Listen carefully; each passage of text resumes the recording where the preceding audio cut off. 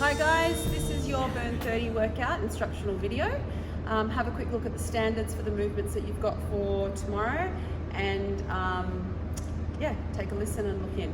Alrighty, so for tomorrow guys, you've got an every minute on the minute for 15 minutes. So each minute you're going to be working for about 50 seconds, working right up to the 50-second mark, trying to only get minimal rest, okay? The 3 stations that you're going to be going through are first skipping, so either double unders or single unders. If you don't have a rope, you've got the option to do some squat jumps. Instead, just trying to get a little bit of a rebound in that squat jump. With your skipping rope, guys, always try and make sure that it is the right length for you, and you can do so by trying to stand on it, like me trying, and then trying to make sure that the length of the handles hits either the nipple line and doesn't go any higher than the armpit level, okay? When you're first starting, you want one that's a little bit longer. You don't want it too short or you'll be constantly tripping. So that's one of the main things to think about with your skipping rope. Okay, so with that skipping technique tomorrow, I want you to think about keeping the feet close together. It's a bound, okay? So you're only coming down and touching the floor lightly. The heels will kiss the floor, the matting, okay? And that's the movement we want. We want triple extension of the ankle, knee, and hip in the air, all right? So always working on trying to get that triple extension.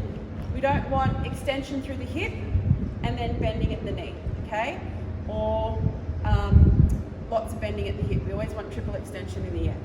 The other thing too is I want you to imagine you're drawing circles with your wrists. So aiming to get the wrists moving the rope rather than the shoulders or the elbows, okay? So those 2 things should help you trip up less on the rope.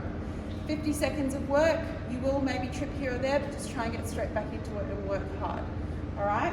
So once you've done that, you've got 50 seconds of max backpack lunges. We've done these ones before. I don't have a backpack with me tonight. If you aren't using a pack, you can instead do something like dumbbell suitcase lunges. I've got dumbbells here, but you're basically just gonna go 50 seconds of lunging, okay, with that weight. Soft touch with the back knee. Make sure that you lunge onto a train track and not onto a tightrope. Pin the shoulder blades back and down. Guys, for that one, if you do have a box at home, feel free to do step-ups with the dumbbells and make it like an alternating dumbbell suitcase carry step-up onto a box. For your last minute, guys, you're going to be going through some plank rotations.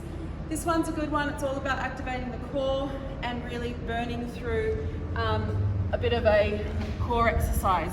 You're going to start in this position here, and then you're going to come down onto one elbow, down onto the other, and then press back up to that extended position there. Then you're going to go back down on the other side. 1, 2, 3, 4. Try and stay about shoulder width apart. If you go narrower than that, it's going to feel really hard. You want to have shoulder width when you come up and come down, okay? By shoulder width, I mean your hands are under your shoulders, not any narrower than that, okay? So you're going to be going through those plank rotations. Feel free to come down onto the knees to make it a little bit easier if you need to, but try and get through that 50 seconds. So every rotation is going to be 3 minutes long. Minute 1, minute 2, minute 3, and 5 rounds of that is your workout for today. Try and stay consistent with your numbers. That's the goal of the game with these EMOM style workouts. Have fun. Okay. All right, guys, for an optional finisher for tomorrow's class, you've got 8 rounds of Tabata. There's 2 movements. The first is a hollow rock. This position here is your hollow hold, okay? However, if you can't keep your shoulders lifted off the ground, there's no point in bringing your hands over your head, okay? So keep your hands here and you're gonna rock. Try and imagine you've got duct tape or something similar, sort of squeezing your feet together. You're gonna push down through your lower back and lift the shoulders off the floor. You can do an alternatives to this, which is a knee or a tuck, okay, keeping your lower back grounded into the floor. Once you've done 20 seconds of that, you'll do 10 seconds rest, and then you'll bring your feet in and go for 20 seconds of sit-ups, okay? If that hurts you guys, go into a side plank. So I know a few of you are struggling with a couple of back issues or hip issues at the moment.